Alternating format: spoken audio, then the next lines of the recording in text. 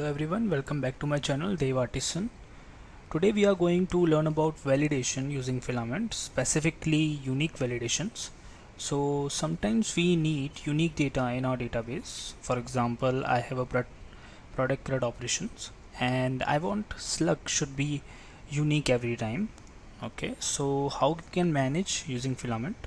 So Filament have a specific function for validate the unique validations.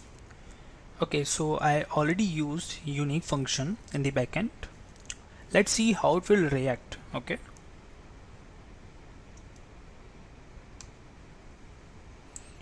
so it's worked and it threw an error. The slug has already been taken. Okay, so let's change the slug.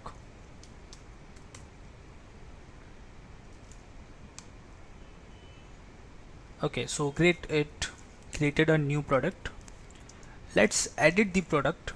Okay,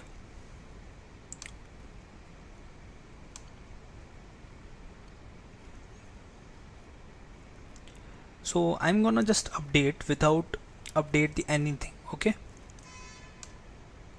Okay, so here is a one drawback over here for using unique function. Okay, so while we edit and save the changes without update any fields or any data, it will throw the validation error for slug, that slug has already been taken. Okay, so it means it takes all data of databases including the current one. Okay, so I want to ignore the current one and just update the data. Okay, so for this I have to use ignore record option in unique function. Okay, so let's refresh. Let's update the product without done any changes. Okay, so it's updated and saved and it's not throwing any error now. Okay, so this is how unique validation work in Filament. It's working as same as Laravel rules, unique rule.